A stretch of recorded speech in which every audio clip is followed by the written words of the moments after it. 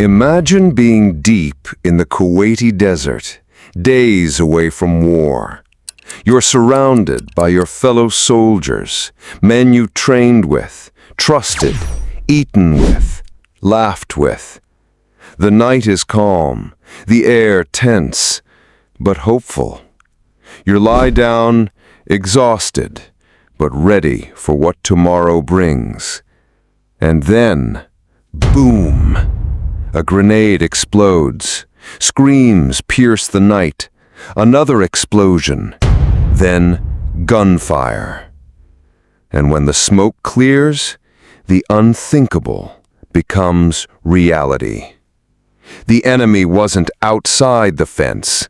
He was in the tent, right next to you. This is the story of Hassan Akbar, the U.S. soldier who turned on his own, and what pushed him to commit one of the most shocking acts of betrayal in modern military history. Welcome to Death Row Diaries. Be sure to hit that subscribe button so you don't miss the next jaw-dropping case. And if you're watching right now, drop a comment with where you're tuning in from. We're reading every single one. Now, let's dive into the unbelievable case of Hassan Akbar. Before he was a murderer, before he was locked inside the United States disciplinary barracks, Hassan Akbar was a quiet, brainy kid from Watts, Los Angeles. But here's the twist. He wasn't always Hassan Akbar. He was born Mark Fidel Cools on April 21, 1971. His father, John Cools, had a rough past, gang life, prison time, and while behind bars, he found Islam. Upon release, he changed his surname to Akbar. Mark's mother later did the same. And when she remarried another Muslim convert, she gave her son a new identity, Hassan Kareem Akbar. Raised as a Muslim in a rough neighborhood, Hassan stood out, not for violence or crime, but for brains. In 1988, he made it to UC Davis, a prestigious university. He studied aeronautical and mechanical engineering, and while most people finish in 4 years, it took Hassan 9 years. Why? He kept stopping, starting, re-enrolling, quitting. Something wasn't right. Despite the academic detours, he finally graduated in 1997 with not one, but 2 engineering degrees. But that achievement didn't come with glory. It came with debt. Deep debt. So he joined the military. But not as an officer like many ROTC grads. He enlisted. And that was strike one in a series of setbacks that would later explode. Literally. Assigned to the 326 Engineer Battalion, 101st Airborne Division, Hassan's career stalled. His superiors called him isolated, strange, unreliable. He was demoted from a squad leader position and given basic tasks. Other soldiers avoided him. He mumbled to himself. He didn't socialize. He was a ghost in the unit, present, but invisible. If you're finding this case as jaw-dropping as we are, take a second to like this video. It helps us keep uncovering hidden stories like this. By early 2003, the 101st Airborne was stationed at Camp Pennsylvania in northern Kuwait. They were gearing up for the U.S. invasion of Iraq. Morale was high. Tensions were normal. No one expected what came next. But for Hassan Akbar, things were already breaking apart. According to his military file, and more damning, his personal diary, Akbar believed he was being harassed, not just professionally, but religiously. He told his father he was being targeted because he was Muslim. He said he felt like an outsider, mocked, humiliated, even spied on. Whether or not those feelings were based in truth, one thing is clear. He believed it. He wrote chilling words in his journal. "I suppose they want to punk me or just humiliate me. They are right. But as soon as I am in Iraq, I am going to try and kill as many of them as possible." Let that sink in. This wasn't a man breaking under sudden pressure. This was premeditated, cold, calculated, planned. Another entry added a darker tone. "I may not have killed any Muslims, but being in the army is the same thing. I may have to make a choice very soon on who to kill." His superiors had reprimanded him for insubordination and decided he would not deploy forward with the unit. That, it seems, was the final straw. If you're still watching, you're probably wondering, was this about religion, racism, or was something deeper eating him alive? Stay with us, because the night of March 23, 2003, changed everything. It was 1:30 a.m. in the desert stillness of Camp Pennsylvania. Soldiers were fast asleep in their tents. They had trained for combat, for bombs, for ambushes, but no one trained for what happened next. Hasan Akbar crept through the darkness. First, he turned off the power generator, plunging the camp into pitch black.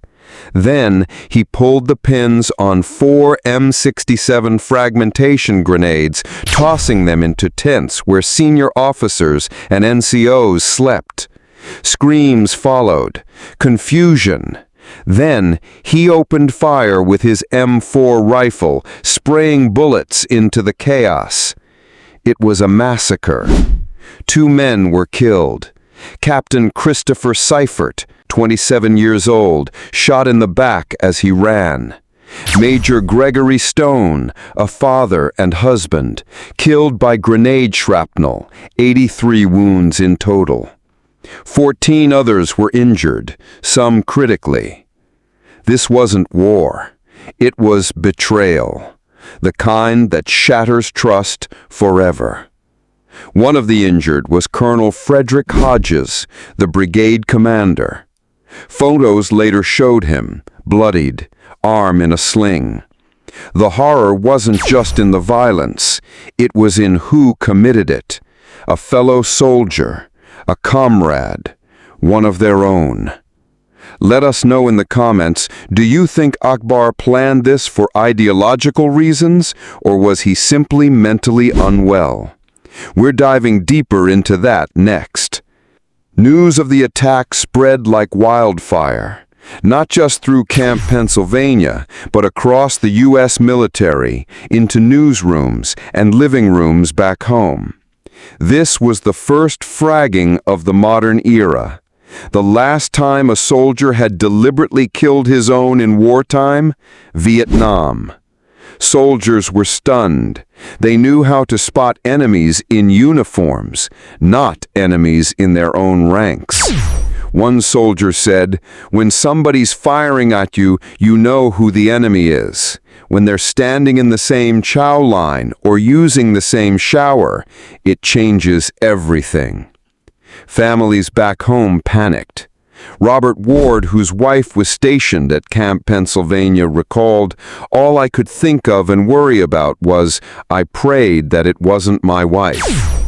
At first, Akbar wasn't officially charged, but the military knew.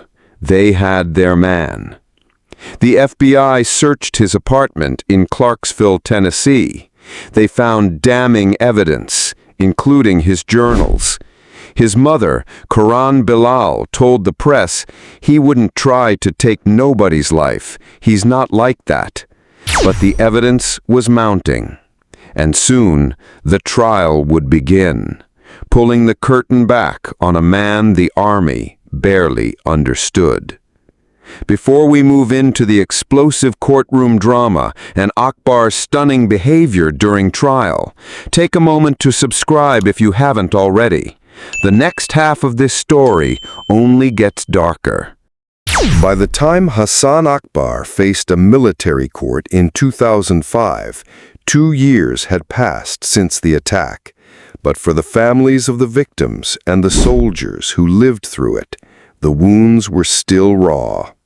The court-martial was held at Fort Bragg, North Carolina, and it was unlike anything the military had seen in decades. Akbar stood accused of 2 counts of premeditated murder, 3 counts of attempted premeditated murder, and the prosecution was ready. But Hasan Akbar's defense team didn't deny what he had done. They didn't claim he was framed. They claimed he was sick. That for years, Akbar had struggled with mental illness, starting as young as 14 years old. They presented a history of paranoia, insomnia, delusional thinking, and social isolation. He wasn't a terrorist, they said. He was a broken mind, shattered long before he ever set foot in the desert. But then came the journals. As soon as I am in Iraq, I'm going to try and kill as many of them as possible. That wasn't a delusion, that was planning. And the prosecution hammered it home. They pointed to the fact that Akbar turned off the camp generator, plunging the base into darkness, stole grenades days before the attack, targeted specific high-ranking officers, and wrote extensively about killing fellow soldiers. This wasn't an emotional breakdown. It was a premeditated act of war within the army itself. If you've made it this far, you know how complex this case is. Help us reach more people by sharing this video. It's a case everyone should know about. Just when the trial seemed like it couldn't get any darker, Akbar shocked everyone in the courtroom again. One afternoon, he smuggled a sharp object, a small piece of metal, out of a conference room. He then asked to use the restroom. When the military police officer removed his cuffs, Akbar lunged, stabbing the guard in the neck and shoulder. A second MP managed to wrestle him to the ground before more damage could be done. Now think about that. You're already on trial for murdering 2 soldiers. Your defense is claiming mental instability, and then, right in front of the very system that's deciding your fate, you attack someone else. But here's the twist. The presiding military judge didn't allow that stabbing incident to be introduced during sentencing. It didn't count against him when the jury decided whether he should live or die. Why? Because technically it happened outside of court and wasn't directly part of the original charges. Still, the damage was done. Akbar wasn't helping his defense. And the jury saw enough. After just 7 hours of deliberation, the military panel sentenced him to death on April 28, 2005. Hasan Akbar's case was automatically sent to higher courts for appeal, as is the law with military death sentences. For years, his legal team tried to overturn the verdict, but every court said the same thing. The sentence stands. 2012, the Army Court of Criminal Appeals upheld it. 2015, the U.S. Court of Appeals for the Armed Forces did too. 2016, the Supreme Court refused to even hear it. That was the end of the legal road. The final step, an order from the President of the United States. Only the Commander-in-Chief can authorize the execution of a soldier sentenced to death. And so far, no president has signed it. That means today, Hassan Akbar is still alive, housed at the U.S. Disciplinary Barracks at Fort Leavenworth, Kansas. He's the first American soldier since Vietnam to be convicted of killing fellow soldiers overseas, and he remains the only active-duty serviceman from the Iraq War sentenced to death. Years have passed, but the case still divides opinion. Some see Akbar as a cold-blooded traitor, others as a man pushed beyond his mental limits. And a few still wonder, could the army have seen this coming? What do you think?